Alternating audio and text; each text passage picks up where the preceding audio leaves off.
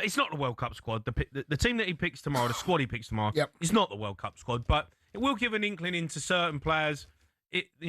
Are they doing enough to get in there, or has he just made his mind up on some of them, like Phil Foden, like Jack Grealish?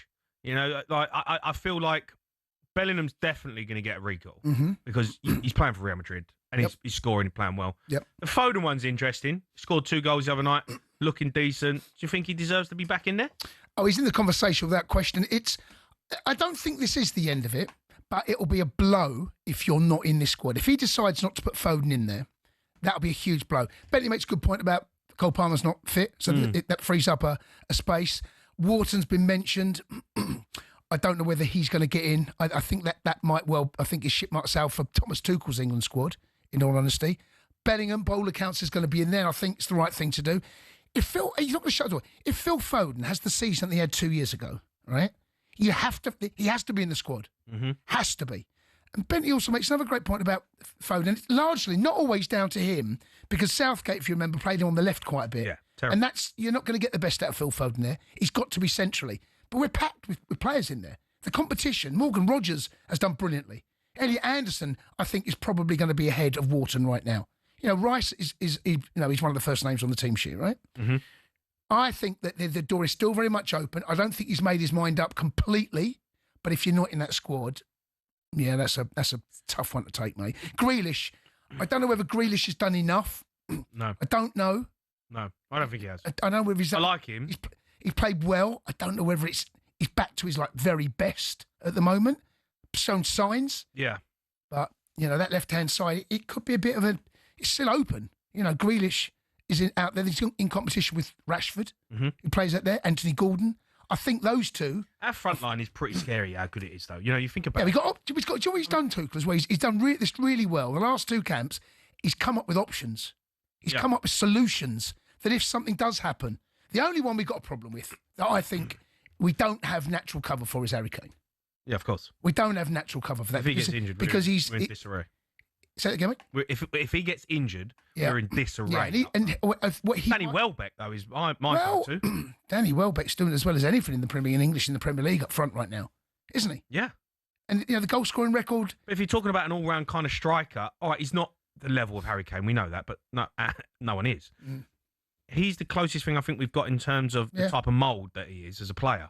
But that physicality up top. Well, he can link up. He's got good touch. Yeah. He plays off the shoulder. He's got a bit of everything. The argument, I suppose, would be then, if you want to change things, then would you not need something different to Harry Kane?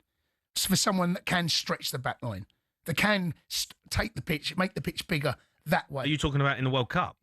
Yeah, talks about the World Cup. Yeah, but say Harry Kane gets injured. Yeah, but then that's the one right now. You want someone who's that's the one position almost like him. I don't think we have genuine quality enough that can replace Harry Kane. No.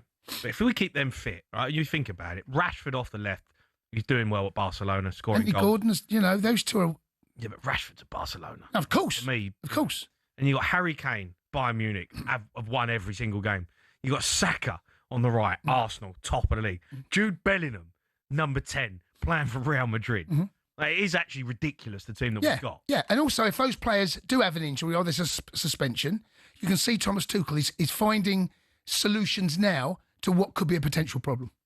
He's getting things in his head, and that was always a bit of a stick to beat Gareth Southgate with, wasn't it? At times, do we have that plan B? Is there another option off the bench that can change again? Or if there is someone injured, that left hand side I thought was probably his Achilles heel. Southgate, he never got that sorted.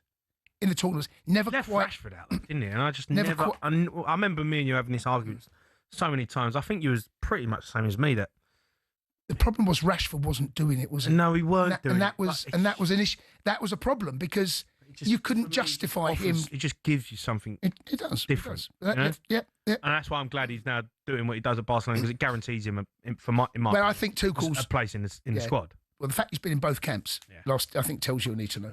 Yeah. The best England side that I see was Harry Kane.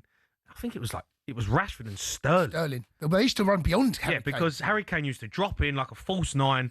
Rashford and Sterling would get beyond. And I used to watch this and think, this is a good team. It was away at Spain. We beat them away at Spain.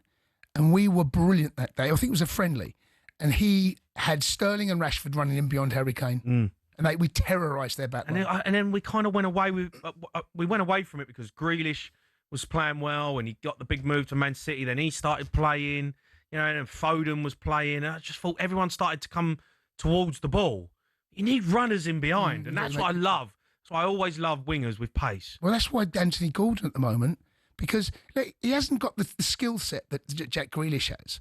In terms of technical players, Jack Grealish is excellent, right? But what Gordon has got, he's direct. He'll take you on. You show him 10, 15 yards of grass in behind, he's knocking it out his feet and you ain't catching him. Yeah. And I think what we've seen from Tuchel, I think he likes his wide men to be pacey. Mm-hmm. I think that's a key. He wants pace out in those wide areas.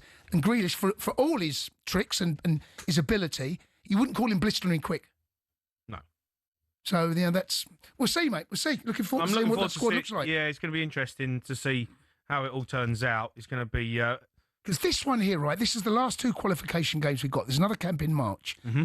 I think this will be the one that he will be ironing out exactly who he wants in his squad. Mm-hmm. I think if you're not in this, I think it's going to be difficult. If you haven't been in these last 3, you've got no chance, in my opinion.